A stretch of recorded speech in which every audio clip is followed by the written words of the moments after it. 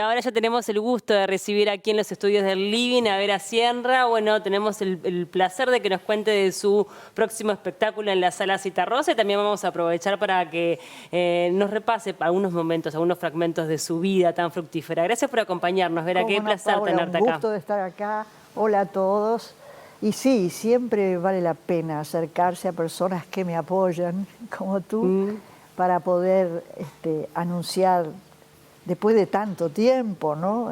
Anunciar alguna salida por los teatros. Es muy lindo, cada vez que además te presentás en los escenarios te das cuenta de que también la gente Responde, te extrañaba, tenía ganas de verte nuevamente. Yo esta vez este acercamiento que se llama En Presente, que ya como tú sabes bien, el año pasado hubo uno y ahora otra invitación de Cecilia Canessa, la directora de la Citarrosa, lo hago con mucho gusto y por necesidad, no necesidades económicas, que soy una jubilada como cualquier otro ciudadano, sino una necesidad interior de estar presente en momentos difíciles, complejos, como estos. Sí, sé que la pandemia te hizo replantearte muchas cosas, también entender cómo la sociedad vive la muerte, la ansiedad, y tuviste también como esa necesidad de expresarlo a nivel artístico, porque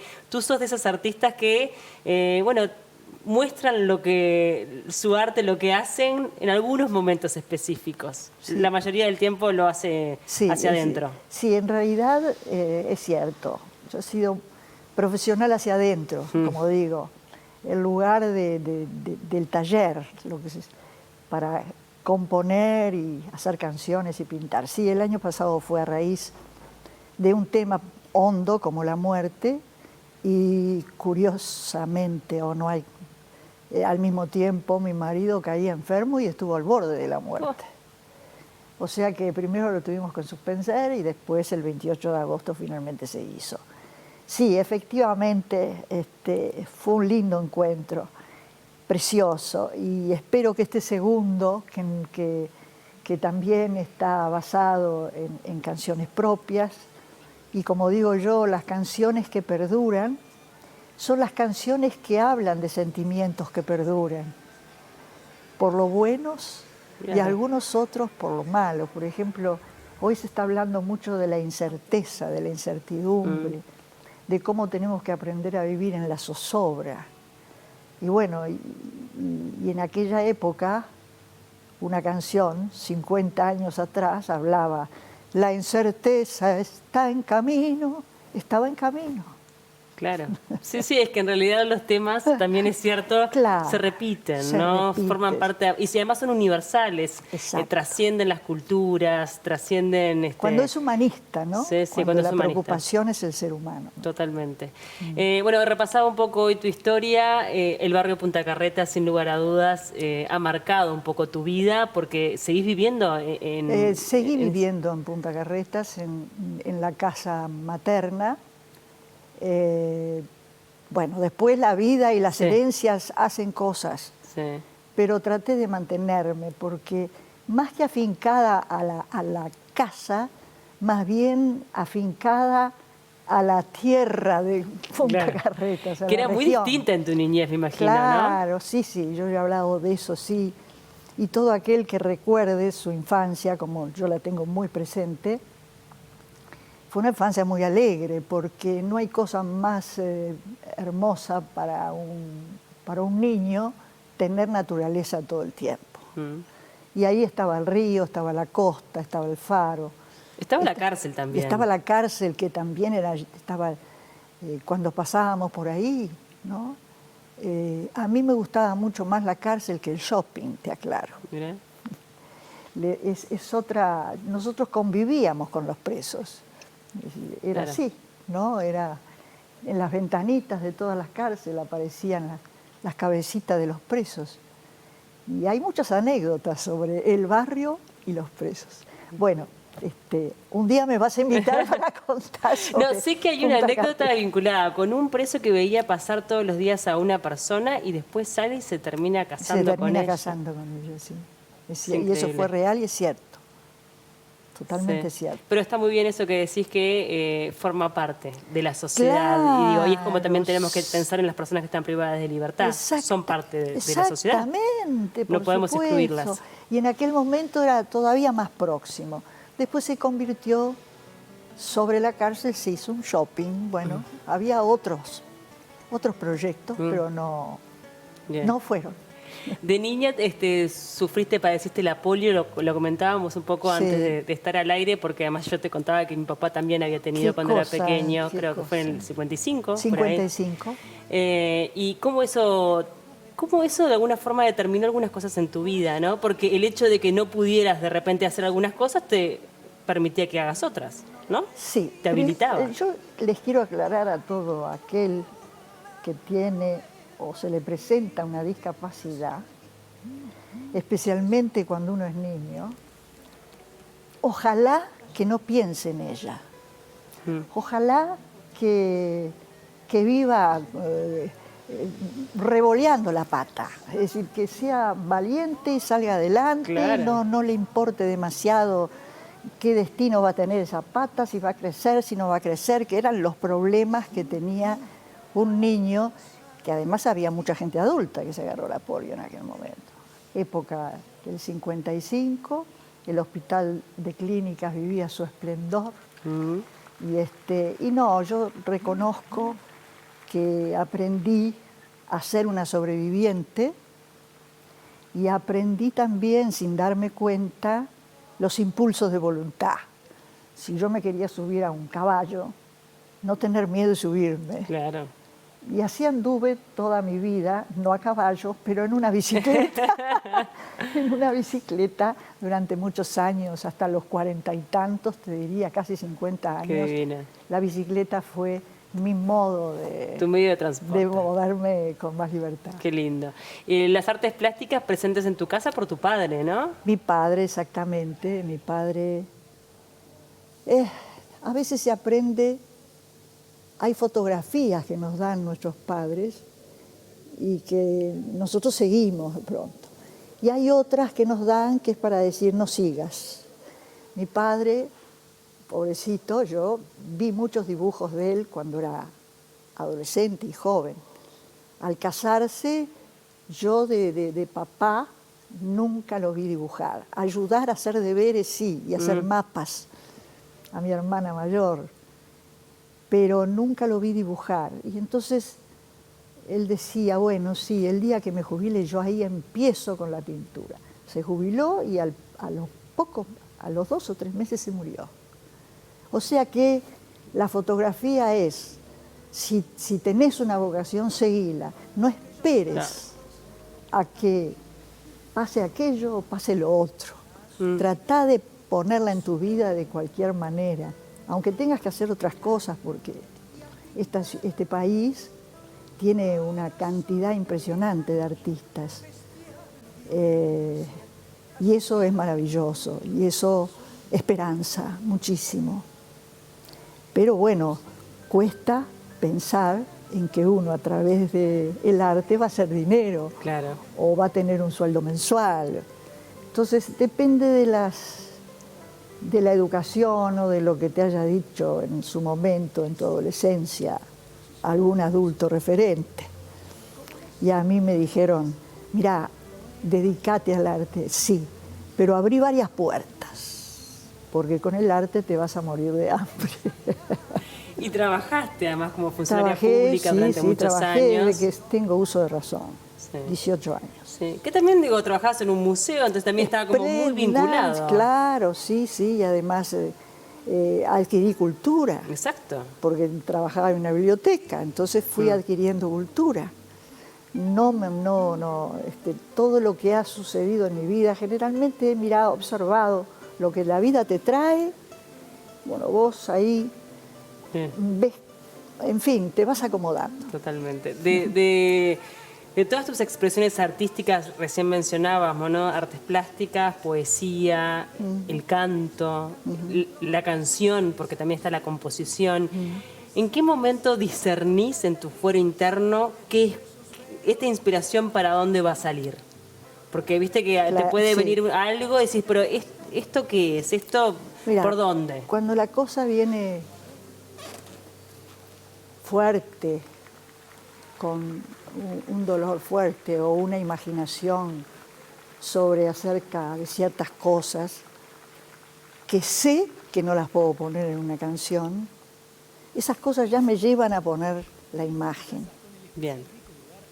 Que en cambio la música es algo que te hace mover con otra tranquilidad, te acercás al canto, te acercás a hacer una canción también entregada, pero entregada desde otro lugar, no desde los miedos, las pesadillas, las pasiones, que es lo que me pasaba en la pintura, sino desde la búsqueda de la serenidad, desde la búsqueda del equilibrio, de la canción y la naturaleza. Decía, así me salían. Claro. No era que yo las obligara. Voy a escribir sobre tal cosa. No, nunca fue así. Si no, mentiría. Bien. Siempre fue en relación a las emociones y sentimientos que en ese momento aparecían, y hasta imágenes que aparecían. Te puedo contar anécdotas de pronto de estar tomando una merienda en casa con mi vieja, haciendo unas tostadas y tomando el té, que era la hora de las tostadas, era importantísima.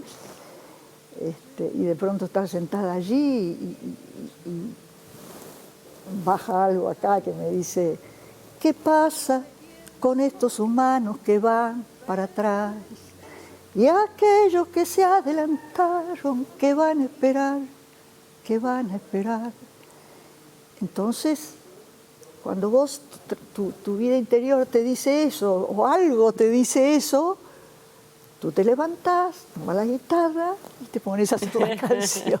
Qué divino escucharte, qué placer. ¿Tuviste la posibilidad de hacer una carrera en el exterior? ¿Fuiste premiada Sí, en el exterior? ¿Tuviste esa puerta abierta, pero La tuve, decidiste la tuve. quedarte en Uruguay? ¿Por qué? Mira, por eso te digo, yo tuve dos posibilidades concretas, una por el lado de la pintura, que fue también, yo exponía mucho en Buenos Aires, y la galería, que era una galería muy linda, Vermeer, su momento habló de eso, de los artistas tenían que irse a Europa, pasar 5 años allá para mover su pintura y todo demás. Eso fue una cosa que deseché. Y después la otra fue justamente con el festival, que ya tenía trabajo en Colombia y en Venezuela, y también me volví. No fui profesional. Creo que el ser mujer también y el andar sola por la vida, con una pata que tenía que llevar bastón, también eso creo que me ancló. Es como uno tiene sus anclitas. El ancla de mi vieja, que era bastante veterana, y sí cometí el mandato de que mi vieja me tuvo a los 40 y yo tuve a mi hija a los 42. O sea que ahí éramos más veteranas. Algo trascendió. Sí, ahí trascendió. Pero después en todo lo demás, pobrecita, fui una rebelde. Hubieran querido que fuera abogada o como estudié abogacía hasta segundo año de facultad, pero fue una rebeldía necesaria. Yo no tenía nada que ver con eso, ¿no? Y ahí mencionaste como un poco al pasar algo que también es muy cierto. Eras mujer en otros tiempos. En otros tiempos. Y hoy, sin lugar a dudas, sobre todo para la mujer en la música, sos referente. Sí, sí. ¿Sos consciente de eso, por un lado? Y por otro, ¿a qué tuviste que enfrentarte en esos tiempos? A lo que toda mujer en su momento bonita tiene que pasar, que es los equívocos de una sexualidad que flota siempre en el aire, que siempre está en contacto. Y bueno, y cuando sos joven, tenés 20, 24, 25, 30 años, eso es difícil. Y después también era una época que no existía el manager. Claro. Es decir, no existía el que vení, que yo te voy a llevar para aquí. Cada uno se autogestionaba. No, exactamente. Y yo en eso no sabía hacerlo. Te lo digo con total franqueza. no me sé vender, pero es como es una falta, digamos, es una falta en el sentido de la única orientación, y en eso estoy muy agradecida a la vida, es que sin darme cuenta, desde los 16 años hasta los 75 que tengo ahora, la vida de la creatividad siguió orientándose solita. Claro. Y me fue llevando por los caminos que tenía que ir, en lo que yo reviso, ¿no? Claro. Y eso me tranquiliza mucho. No, y es interesante eso que decís de no me supe vender, pero en definitiva lo que es. Lo Y que trasciende. sí, ¿No? Y el reconocimiento no se llega. necesita más. Claro. Yo no necesito más. No, pero además a lo que voy es que cuando uno es artista, independientemente de que lo quiera esconder o guardar en su fuero íntimo o no sepa venderlo, sale para afuera igual porque el reconocimiento ha llegado igual. Sí, ¿entendés? sí, pero además además el ver las canciones después de tantos años y revisarlas, porque tú sabes que si sos honesta, la vida, las décadas van proporcionando canciones. Exacto. Y así fue. Claro. Y bueno, la presencia hoy en la Sala Citarrosa, que yo lo siento sinceramente como una necesidad mía de conectarme, de estar con los otros, con los demás, con los uruguayos, por la época que vamos a vivir también, por la época que pasamos. Yo creo que el mundo está sumamente inquieto. ¿Qué lectura haces de estos tiempos? Lecturas difíciles, donde me parece que la sensibilidad no hay que olvidarla, especialmente en la educación, porque los sentimientos, lo que tú tenés como persona, es lo que te conecta con el mundo exterior. Entonces, si tú tenés, por ejemplo, estás lleno de rabia, eso te va a conectar con el mundo exterior. Pero si de pronto viene algún maestro o algún educador que te muestra una franja de sentimientos bastante más grande que la rabia, entonces tú empezás así se controla la envidia, así se quiere a alguien, empezás a tener un poco de cultura de cómo tratás a los demás. Claro. Porque eso me preocupa mucho. Porque en la interna, digo, todos tenemos todo. Todos tenemos todo. ¿No? Y todos tenemos el sentimiento artístico, la sensibilidad artística. El tema es que hay cosas que podemos alimentar más que otras. Eso ya es una decisión de cada uno. Claro, pero ¿sabés qué pasa? Uno alimenta a un niño con una buena banana pisada o con una buena leche, pero también lo alimenta si lo lleva a un bosque. Y le hace ver el arbolito y acercarse a los bichitos.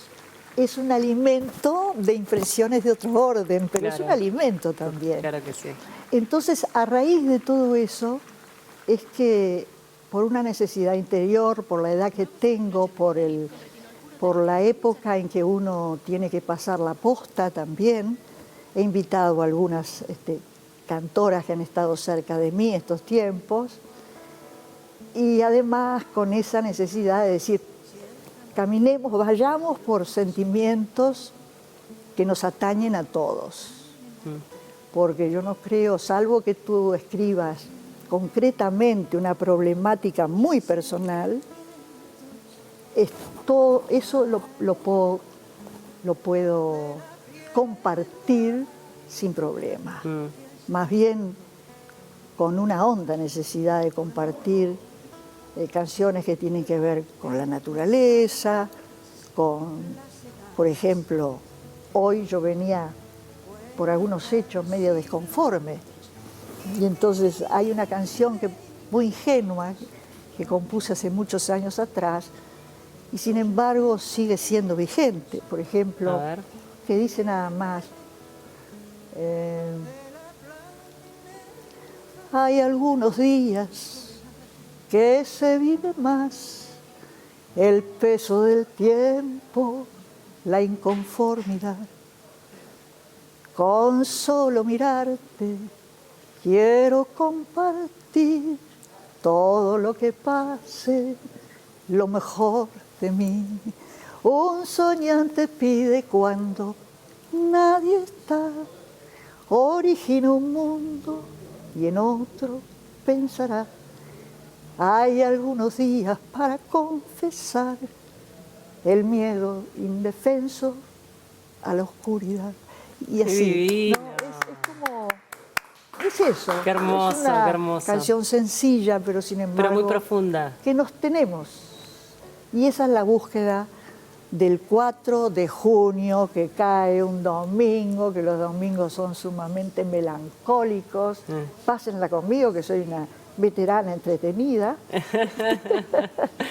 4 de junio a las 19 horas. 19 en la domingo. sala Citarrosa, ahí estamos Sí, viendo el afiche. Sí, está muy lindo la verdad que el es una afiche. cita espectacular, Es donde se muy van a compartir, me lindo. imagino que además de canciones, algunos relatos, donde vas a Vamos poder a ver, intercambiar un porque, poco. claro, vamos a ver lo que va dando. Pero sí, esas canciones, hay canciones nuevas, otras que no se han cantado nunca, otras sí que he cantado. Es un paseo, y si se da la conversación, conversaremos. Quedan todos más que invitados, como ya dijimos, 4 de junio, 19 horas, en la sala Citarrosa, a poder disfrutar a Vera Sierra arriba del escenario, compartiendo canciones de todos los tiempos y también lo nuevo, porque es una eterna creadora. Así Mientras venga la creación. Claro, hay que aprovecharlo y exprimirlo al máximo. Sí. Que sé que lo has hecho en todos estos años de vida. Paula, sí. Muchas gracias, Vera, por acompañarnos. Ha Gracias sido un a placer ti. enorme recibirte. Muchas gracias, hermosa mujer. Gracias por cantarnos Sí, en vivo. por Qué favor, placer. por Muchas favor. gracias. Un gusto Hacemos para mí. una pausa y ya venimos.